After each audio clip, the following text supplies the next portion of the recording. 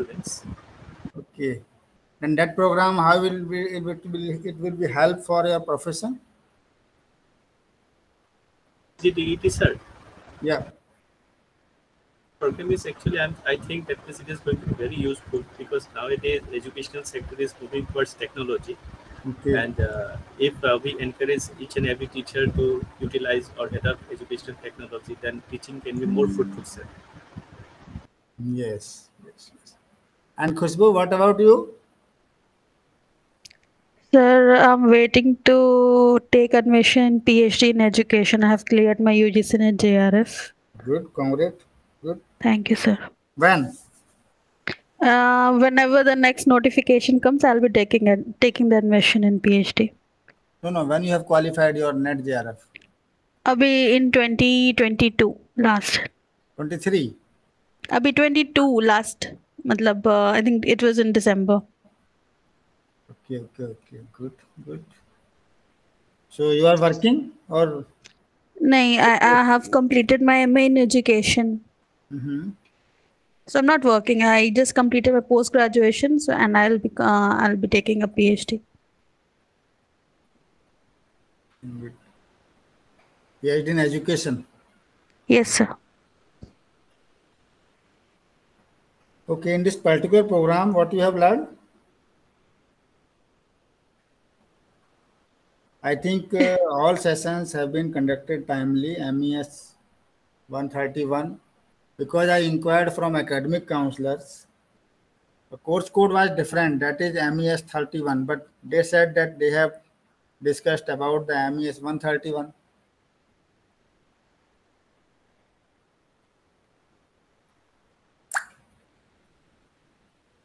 Is it so? Manik ji? Yes, sir. It was mentioned as MES 0, matlab starting from 031, 032 like that, but sessions has been discussed as MES 131 and 132 like that. Yeah, because I am asking because of that only, because one email I received that they asked that MES 131 counseling will be conducted or not. So I inquired my academic counselors. They told that, sir, although course code was old, but we have discussed with the learner with new one study material. And I go, okay, let I also convince or should listen from the learners. So अभी आपका assignment submit हो गया पूरा? नहीं sir, करना है. But last date is coming, I think so. I did not see anywhere on the website. I don't know, sir. I'm not aware of that. No, 31st July was the last date na, for submission of assignment. Sir, we have taken admission in January 2023 session. January, na? That's why. Because you have to submit your examination in coming month, August, maybe August last. Na, date sheet, tentative date sheet is also available on our IGNOU website. So my advice, because the most of counseling has been conducted, MES 131, 132, 133, 134. So kindly do homework for submission of assignment. Question papers are available on IGNOU website. Please download it, have a printout, and write the answers of the questions. But the questions should not be bookish. It should be in your own words, should be handwritten, and it should be submitted at your study center. Sutapa Bose ने आपका session लिया था ना, Professor Sutapa Bose? Yes, sir. I think he has discussed all these things. Yes, sir. आपसे discuss हुआ ना इन सब के बारे में? प्रोजेक्ट के बारे में उन्होंने कुछ डिस्कस किया? Yes sir, actually confusion था थोड़ा सब्जेक्ट कोर्स कोड को ही लेके, because काउंसलिंग में MES 031 मेंशन था और सेशंस जो है वो कोई इशू नहीं था. वो एक्चुअली क्या ना, आपका जो लिंक है, लिंक इज सेम, लिंक तो सेम था ना. कई बार क्या हुआ, हमने जो टेंटेटिव शेड्यूल बनाया था उसमें एकेडमिक काउंसलर कई बार अवेलेबल नहीं हो पाए, तो हमने किसी दूसरे एकेडमिक काउंसलर को चुना. फिर उन्होंने कहा हमें इस डेट में रख दीजिए, हमने उसको उस डेट में, लेकिन आपको वो कम्युनिकेट बहुत पहले हो चुका था शेड्यूल, है ना। सो हमने उसको चेंज नहीं किया। बट आपकी एकेडमिक काउंसलिंग सुटापा बोस ने 134 की ली थी, डॉक्टर अजीत ने 13 शायद नहीं, डॉक्टर आंगरा ने 133 की लिया, और डॉक्टर अजीत ने 132 एंड डॉक्टर जितेंद्र कुमार सिंह 131। तो काउंसलिंग तो कंप्लीट हुआ, आपको अब अपने असाइनमेंट जमा कर दीजिए, लिख करके उनको टाइमली, है ना। अदरवाइज आपने जो पढ़ा ना अभी, तो ये बहुत ताज़ा है, आपको ये हेल्प करेगा in writing your assignment. Delay करेंगे देन फिर आपको फिर दोबारा मेमोराइज करना पड़ेगा। सर बिना बिना प्रोजेक्ट कंप्लीट किए एग्जाम, टर्म एंड एग्जाम में अपेयर हो सकते हैं? बिल्कुल हो सकते हैं, बिल्कुल, यस। बट असाइनमेंट आपको सबमिट करना है, okay assignment sir, pre requisite. Project के थैंक यू बारे सर। में I was asking what professor Sutapa Bose has discussed about project work. Sir she gave basic मतलब एक्सप्लेनेशंस कि कितने क्रेडिट्स हैं और कैसे सेलेक्ट करने हैं, कहाँ सबमिट करना है, मतलब बेसिक डिटेल्स।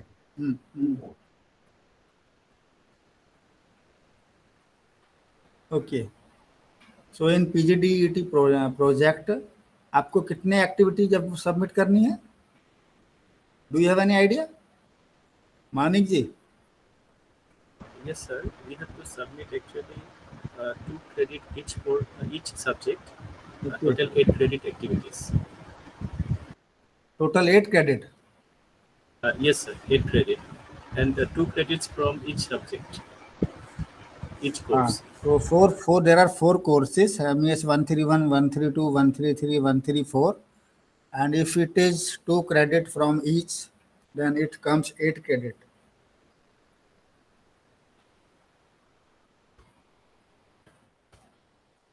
टॉपिक आपको खुद सेलेक्ट करने हैं? These topics are given in this one project manual, sir. We have to select it from there, and then we have to start our work.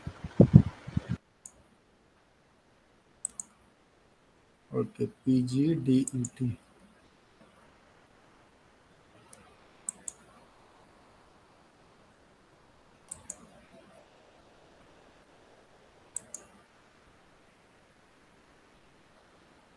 I am sharing one slide.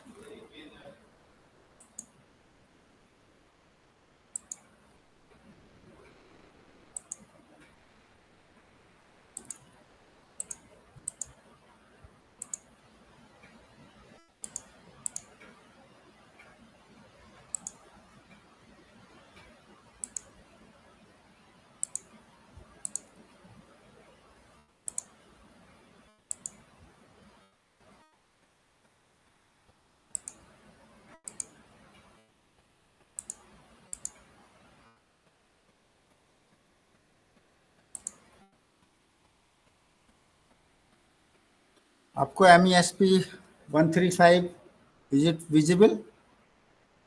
Yes, sir. Yes, sir. So this is your I'm just discussing this project manual.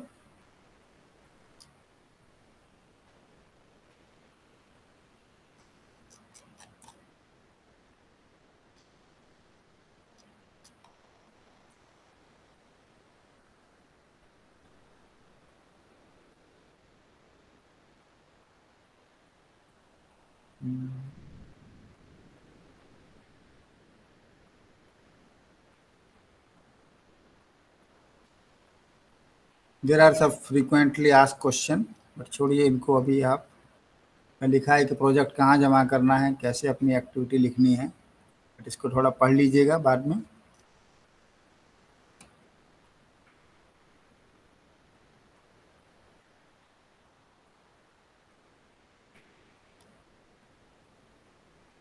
ये format है कि हर project के ऊपर इस तरह का cover हो, आपका नाम, signature, enrolment number, address, email ID.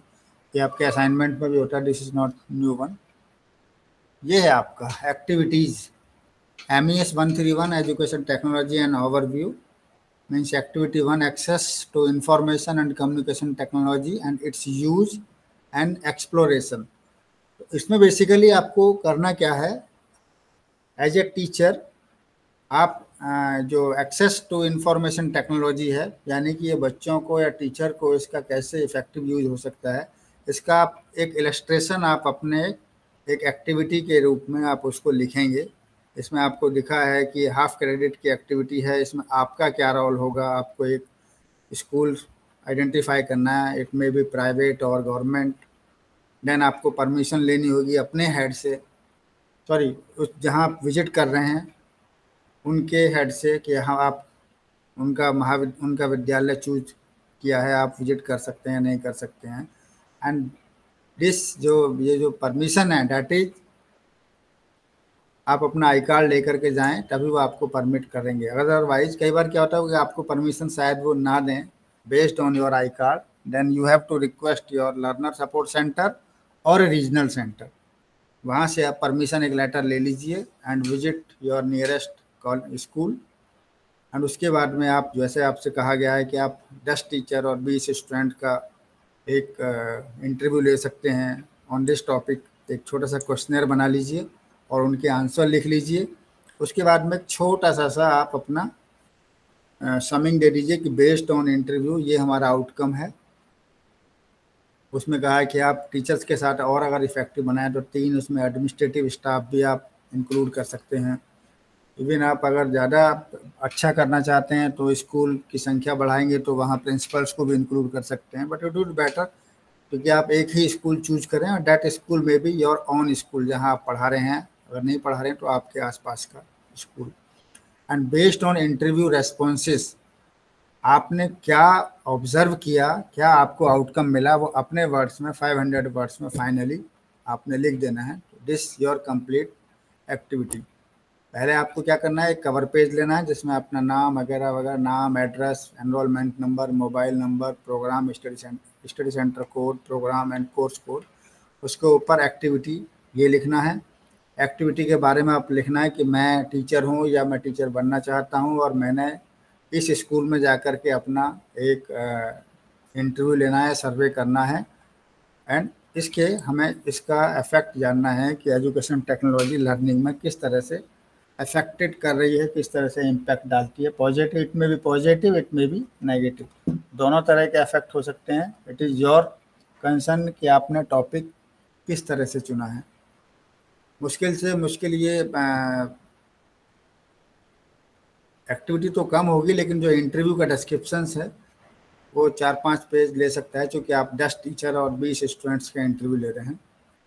इस एक्टिविटी में अगर आपको कोई डाउट है तो आप हमें बताएं।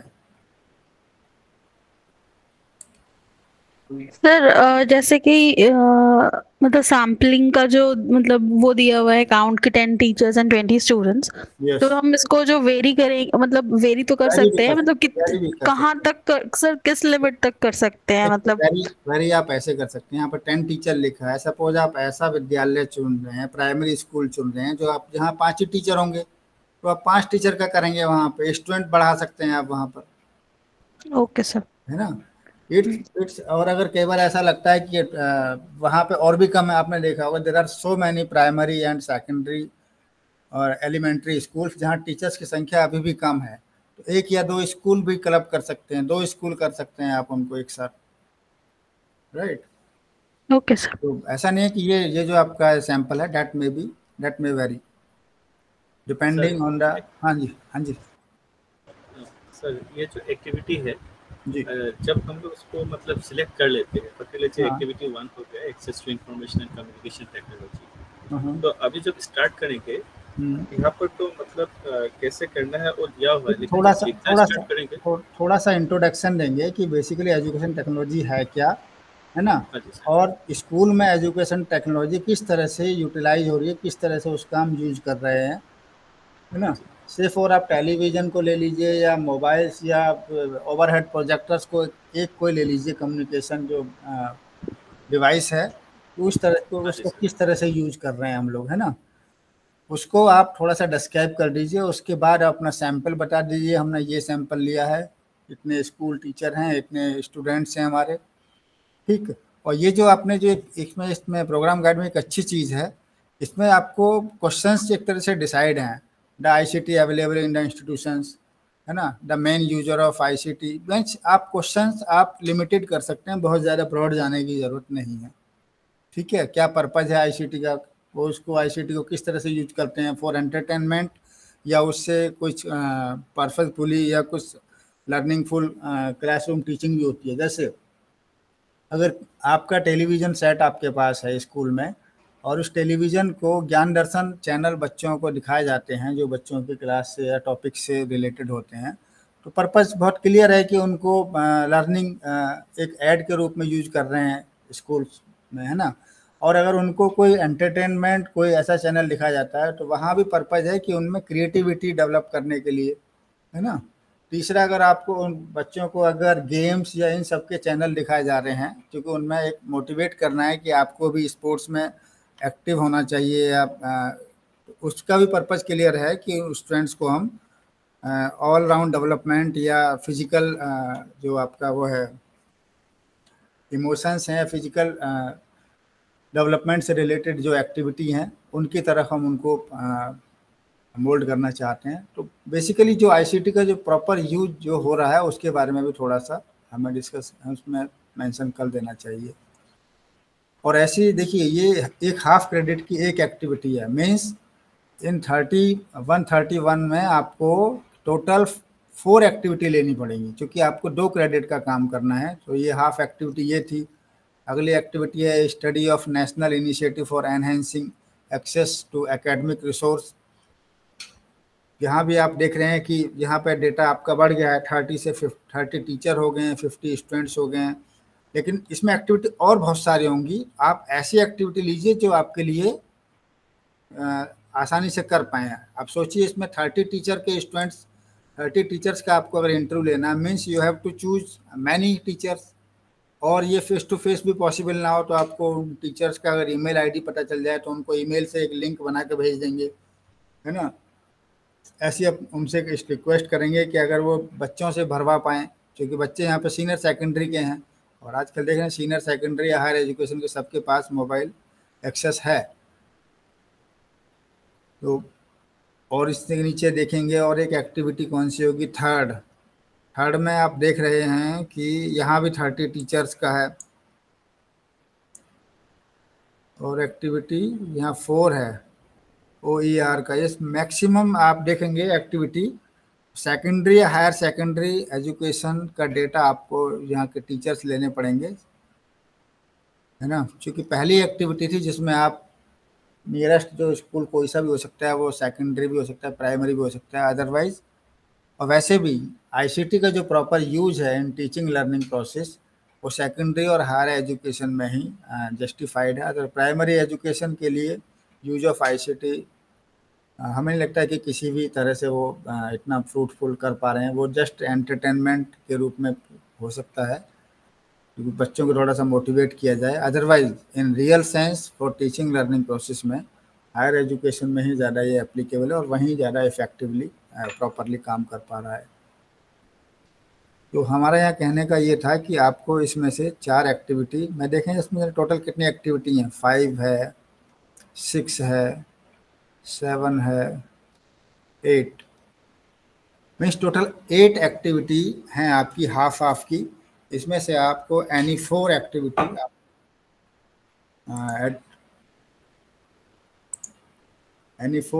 आपको चूज करनी है। आपके पास है ये project guide? Yes sir. Project manual अगर नहीं हो तो आप इसको ई-ज्ञान कोश से आप इसको डाउनलोड कर सकते हैं। ठीक है सर, और एक बात आपसे पूछना चाहते हैं। हाँ जी, हाँ जी। जब हम एक एक्टिविटी मतलब चूज करते हैं तो जब हम स्टार्ट करेंगे मतलब लिखना, तो हर एक्टिविटी के अंदर में मतलब ऑब्जेक्टिव्स ऑफ द एक्टिविटीज डालना पड़ेगा कैसे? ऑब्जेक्टिव्स देखिए, ऑब्जेक्टिव्स के टॉपिक से आप लोग ले लीजिए और ऑब्जेक्टिव्स बहुत ज़्यादा नहीं होने चाहिए। एक चीज़ ध्यान रखिए, बहुत ज़्यादा ऑब्जेक्टिव रखेंगे तो उनको अचीव करना भी थोड़ा सा मुश्किल होता है। And that is not dissertation और thesis, it is a set of activity. Although इसको हम लोग प्रोजेक्ट कहते हैं, एंड प्रोजेक्ट और dissertation is same.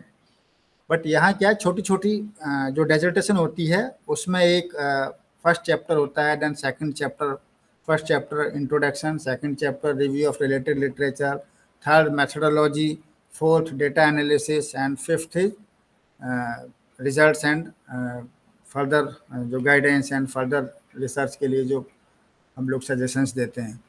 But here what is difference in every activity then all whole procedure है और hall वो लेना है आपको, मीन्स इंट्रोडक्शन भी लेना है उसमें, इसमें रिव्यू ऑफ रिलेटेड लिटरेचर आपको नहीं लेना है, बट आपको ऑब्जेक्टिव्स लेने हैं. लेकिन ऑब्जेक्टिव जैसे मैंने कहा कि बहुत ज़्यादा ऑब्जेक्टिव नहीं, मैक्सिमम 1-2 ऑब्जेक्टिव बहुत हैं, क्योंकि आप उतना ज़्यादा फिर कर नहीं पाएंगे और वो बहुत लेंदी हो जाएगा.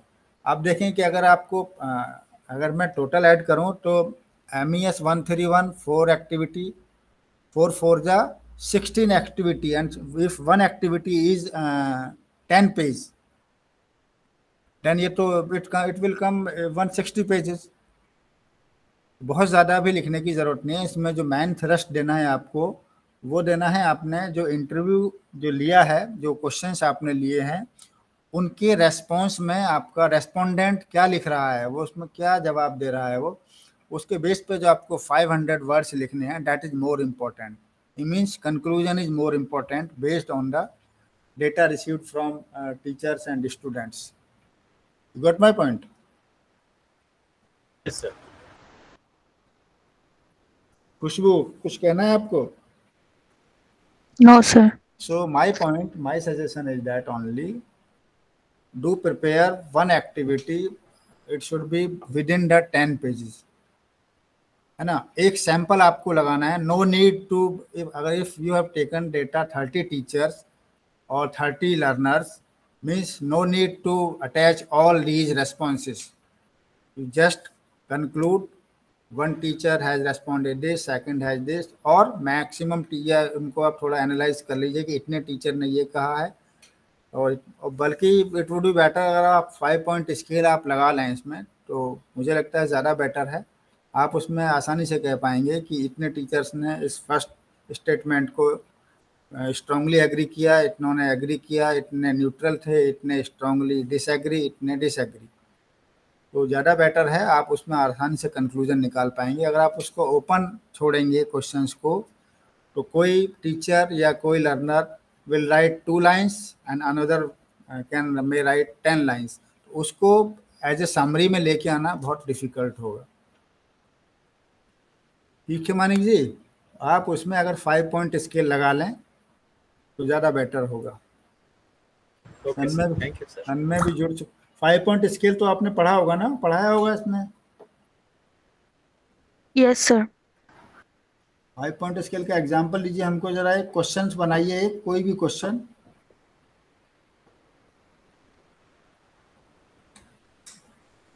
इसको यूज ऑफ ICT को ही ले लीजिए. सर जैसे कि अगर हम एक स्टेटमेंट ले लेते हैं कि by using ICT process of teaching learning becomes easier for the students, तो उसमें 5 पॉइंट स्केल में आएगा. मतलब स्ट्रांगली एग्री, नहीं sorry, very strongly agree, neutral, agree, disagree and strongly disagree, है ना. नहीं, इसमें एक चीज और ध्यान रखिएगा, जो स्टेटमेंट होगा ना दैट विल बी न्यूट्रल. ना ही वो क्वेश्चन मार्क होगा, ना ही वो किसी एक डायरेक्शन में वो इंटेंडेड होगा. वो आपने सही कहा कि अगर यूज ऑफ ICT में हम एक लेते हैं कि ICT का यूज मैक्सिमम, ICT के यूज करने से स्टूडेंट की जो आपकी जो वो से फिजिकल अगर एस्पेक्ट में देखें तो वो चिड़चिड़ा हो जाता है. ठीक है, ही और शी गॉट इरिटेटेड. या और ले सकते हैं कि it is very useful. Use of ICT in learning is very useful. तो इसमें कुछ लोग एग्री करेंगे, कुछ लोग डिसएग्री करेंगे, कुछ लोग हाँ ठीक है, सो है. तो हमेशा जो स्टेटमेंट लें वो न्यूट्रल है, क्वेश्चन मार्क नहीं होना चाहिए। अगर क्वेश्चन मार्क लगा देंगे तो फिर इसमें एग्री या डिसएग्री का क्वेश्चन नहीं है, फिर तो वो नॉर्मल हो गया वो। ठीक है, तो आपको MES 131 में 4 एक्टिविटी चूज करनी है। सिमिलरली 132 में भी 2 क्रेडिट लेना है, तो वन ईच की एक्टिविटीज हाफ क्रेडिट। सपोज जैसे पहली एक्टिविटी है access to computer peripherals and software a survey. आपको आसपास के जितने भी स्कूल्स हैं या लैब्स हैं, कंप्यूटर लैब्स हैं, वहाँ आपको जाना हो सकता है, और उसके बाद आप लिस्ट बनाएंगे उसमें कौन कौन से ऑपरेटर्स हैं और कौन कौन इनको यूज कर रहा है। एक लिस्ट बना के छोटा सा इंट्रोडक्शन दे देंगे। इंट्रोडक्शन में डालेंगे कि मैंने इस विद्यालय में विजिट किया और यहाँ मैंने पाया कंप्यूटर लैब है, यहाँ पे 30 लैब्स हैं, 2 प्रिंटर हैं, UPS भी इतने हैं, ना वाईफाई है या नहीं है, इंटरनेट कनेक्टिविटी की अगर पता लग जाए, स्पीड और बिट पता लग जाए तो अच्छी बात है, नहीं तो कोई बात नहीं। उसके बाद में एक छोटा सा क्वेश्चनर बना लेंगे, और उसको जो कंप्यूटर लैब इंचार्ज है या टीचर्स हैं, इवन इसमें बच्चे भी आप इंक्लूड कर सकते हैं, स्टूडेंट्स, उनसे आप क्वेश्चनर्स बना करके, यहाँ मैं यही सजेस्ट करूँगा कि यहाँ भी अगर आप 5 पॉइंट स्केल या लिकर्ड का 5 पॉइंट स्केल है, अगर ज़्यादा दिक्कत आ रही है 3 पॉइंट स्केल भी ले सकते हैं, है ना। तो सर ये जो 5 पॉइंट स्केल है आपका, हाँ, इसका मतलब जो क्वेश्चंस होता है हर क्वेश्चन में तो इसको डालना मतलब संभव नहीं है। कुछ क्वेश्चन में तो आपका यस नो ऐसे इस तरीके के भी क्वेश्चन देना कर सकते हैं। तो उसमें तो और क्लियर है कि 40% लोगों ने उसको यस किया, 60% लोग उसको नो किए, कर सकते हैं उसको। But in research 5 point scale जो लिकर्ट का है उसको ज़्यादा, क्योंकि आपने यस और नो के बीच में तो आपने कोई स्कोप छोड़ा नहीं, या तो आप मानिए या फिर नहीं मानिए। और देर आर सो मैनी जो तटस्थ हैं, जो कहते हैं कि नहीं ICT, वो कह नहीं पा रहे हैं लेकिन वो तटस्थ इसलिए हैं, वो कहते हैं कि ICT का यूज होना चाहिए but not at that extent कि वो बच्चों के जो मेंटल लेवल, फिजिकल लेवल या हेल्थ पर इफेक्ट डाले। मीन्स उसका एक प्रॉपर मॉनिटरिंग हो, प्रॉपर रूटीन वर्क में हो, तब वो फ्रूटफुल है। तो उनको तो हमने स्कोप दिया ही नहीं, इसीलिए हमेशा 5 पॉइंट स्केल और 3 पॉइंट, ये जो आप कह रहे हैं यस और नो का, इसमें एक न्यूट्रल डालेंगे तो 3 पॉइंट स्केल हो गया। ठीक है, क्योंकि जब हम रिसर्च की बात करते हैं तो यस और नो से बहुत ज़्यादा मतलब वैलिड रिजल्ट नहीं आते हैं, और एक तरह से कहिए कि वो जो डेटा आपका निकल के आ रहा है that may not be useful for further research and further implication in another school also. Research वो होनी चाहिए जो एप्लीकेबल हो सके। अब आपने कोई रिसर्च करी है तो वो समहाउ किसी और परिस्थिति में, किसी और महाविद्यालय में भी वो फिट होनी चाहिए। हालांकि थोड़ी बहुत डेविएशंस हो सकते हैं, क्योंकि रिसर्च में जब हम देखते हैं तो बहुत सारे आपने देखा, अगर 50 क्वेश्चंस का अगर कोई क्वेश्चन पेपर आपने बनाया है और 10 लोगों से आपने दिया, एक के तो 50 नंबर आ गया, एक के 0 नंबर आ गया, और बाकी के 30 के बीच में। तो आप देख रहे हैं यहाँ भी सिमेट्री नहीं है, यहाँ भी आपका वो जो जो आपका जो बनता है वो जो स्क्यूनेस का जो बोलते हैं, क्या बोलते हैं उसको, जो कर्व आता है, एनीबॉडी रिमेम्बर? तो डेटा का इंटरप्रिटेशन का अगर हम एक चार्ट बनाते हैं तो उसमें जो यू होता है ना, यू को आप उल्टा कर दीजिए, वैसा एक कर्व आता है, उसको बोलते हैं नॉर्मल प्रोबेबिलिटी कर्व, है ना। वैसा आना चाहिए डेटा में, तब तो आप कहेंगे कि जो आपने डेटा कलेक्ट किया है that is valid and it may be reliable in other situations, right. इस तरह से हम मोटा मोटा डिस्कस करते हैं आज की। टोटल आपको यहाँ भी देखिए, इसमें भी कितने हैं, ये 131 कहाँ से आ गया जी, 132 यहाँ से ना, 132 में हाफ क्रेडिट ये हो गया, फिर हाफ क्रेडिट है एक्टिविटी 4,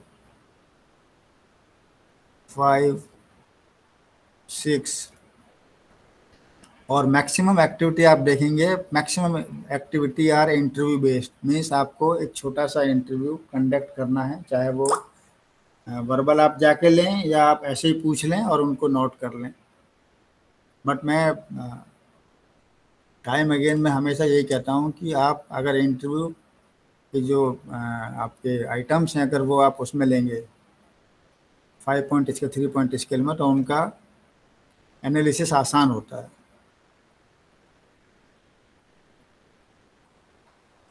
एक्सक्यूज मी सर। हाँ जी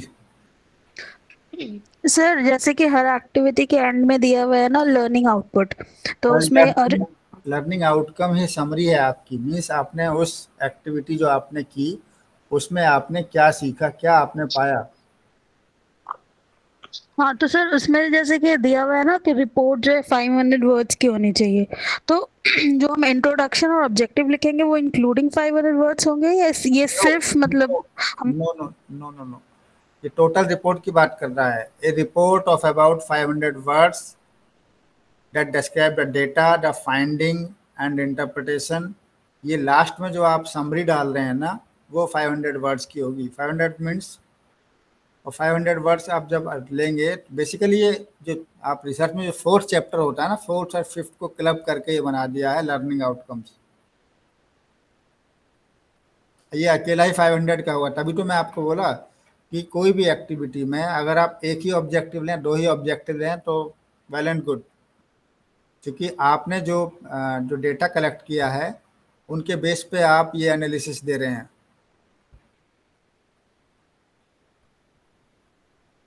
अगर कल हमें मिला तो आपको मैं शो करूंगा कि कैसे स्टूडेंट्स एक्टिविटी सबमिट करते हैं, ठीक है। Yes sir. सर एक बार फॉर्मेट बताएंगे, मतलब ईच एक्टिविटी की मतलब कैसे वही हम आपको से ना आपको साथ शेयर सर करेंगे। मेरा एक क्वेश्चन है हाँ सर, जी, ये जो प्रोजेक्ट जमा देना है तो वो हाँ क्या सॉफ्ट कॉपी में देना है, मतलब सॉफ्ट कॉपी मतलब क्या प्रिंट कंप्यूटर प्रिंट देना है, ये हैंड रिटन देना होगा? कंप्यूटर प्रिंट दे सकते हैं, नो इशू। कंप्यूटर प्रिंट भी दे सकते हैं। Assignment should be hand written but project में बी कंप्यूटर प्रिंटेड, और इट वुड बी बेटर अगर कंप्यूटर प्रिंटिंग ही रहे तो ज़्यादा बेटर है project. Okay sir, thank you sir. तो कंप्यूटर प्रिंट देंगे, ठीक है, हाँ थैंक यू दे सकते हैं।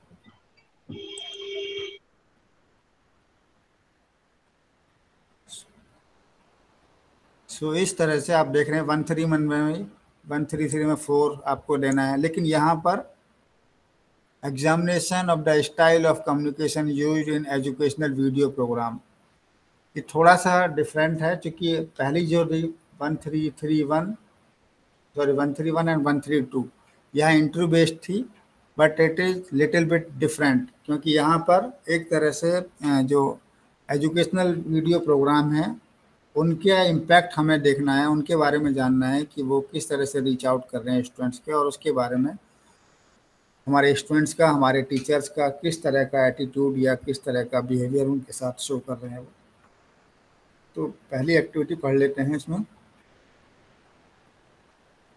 Context of the activity: instructions including that imparted through media involve communication, studying how the educational message is communicated to, hence important. The communication is verbal as well as non-verbal. Verbal communication can be critiqued in terms of the style of presentation, the quality of authenticity of the content, the pace of delivery, the ability to inform and explain, and other such factors. Non-verbal communication may be critiqued in terms of body gesture, posture, eye contact, facial expression, and so on.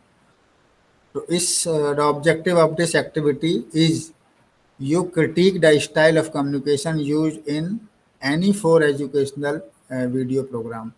देखिए educational video programme की अगर हम बात करें तो ज्ञान दर्शन भी है, ज्ञान दर्शन में बहुत सारे आते हैं, चैनल आते हैं, कोई भी 4 एजुकेशनल की वीडियो ले लीजिए, और अगर कहीं ना मिले तो आपके ई ज्ञान कोर्स में भी 4 कोई सी एनी 4 वीडियो ले लीजिए, और उनके बारे में फिर अपना जो ये क्रिटिक करिए, क्रिटिक लिखिए कि किस तरह के स्टाइल ऑफ कम्युनिकेशन यूज्ड हुआ है इन वीडियो प्रोग्राम में। और इस तरह की आपको 4 एक्टिविटी लेनी है। तो देखिए यहाँ पे आपका रोल क्या है। Your role would be comprise the following: video on different topics are available, ये OER है जो ओपन एजुकेशन रिसोर्स है, स्वयं प्रभावी है, और any many other digital repositories, जैसे मैंने कहा है कि ज्ञान दर्शन में भी आपकी वीडियोज हैं। select 4 videos from a repository and watch these carefully. Observe the presentation skill of the presenter.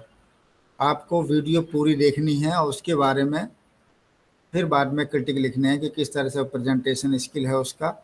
In the light of the characteristics of effective communication, critique the verbal and non-verbal communication of each video. कई बार आपने देखा होगा कि video में body gesture कुछ और show कर रहा होता है, बोल कुछ और रहा होता है, तो वो भी देख लेना है कि कई बार कॉम्बिनेशन प्रॉपर है या नहीं है, वर्बल क्वालिटी ठीक है या नहीं है ना. कल मैं आपको ये वीडियो भी दिखाऊंगा आपको कि किस तरह की वीडियो होती हैं और किस तरह की, अगर आपके जिसमें एक्सपर्ट को हमने बोला अगर वो नहीं आए तो मैं आपको कल वो भी शेयर करके दिखाएंगे कि किस तरह की वीडियो होती हैं और किस तरह आप उनका एनालिसिस करेंगे आप. उसके बाद आप लर्निंग आउटकम के रूप में एक रिपोर्ट बनाएंगे और रिपोर्ट के लिए वर्ड लिमिट इन्होंने हमेशा कहा है कि 500 वर्ड्स वो होनी चाहिए आपकी एक्टिविटी रिपोर्ट, कि आपने उसमें क्या देखा. और ये मतलब रनिंग मैटर होगा. आप इसको हेडिंग भी डाल सकते हैं कि वर्बल में आपने क्या देखा,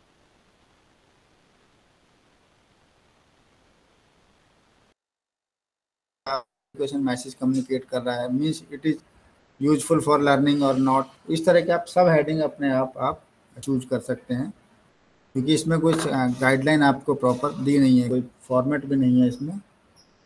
और इस तरह की आपको बहुत सारी एक्टिविटी करनी है.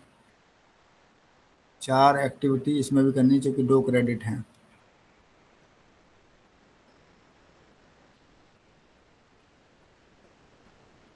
ठीक है.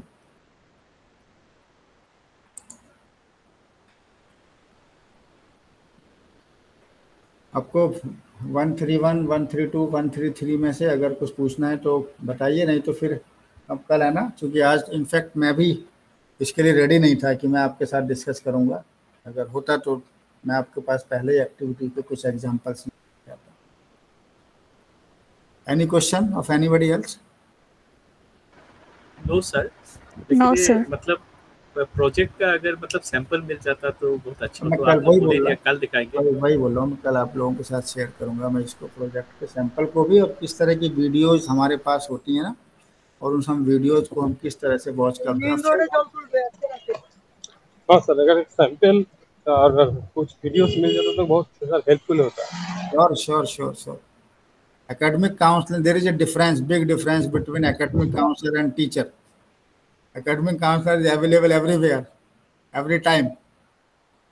Okay, no issue. कल मैं आपको I will share some sample of project as well as some videos and how to evaluate them videos. Okay sir, thank you. Okay, sir. Shall I take leave? Yes, sir. Sure, Thank you, sir. Okay, good day. Thank you. Thank you sir. Thank you sir.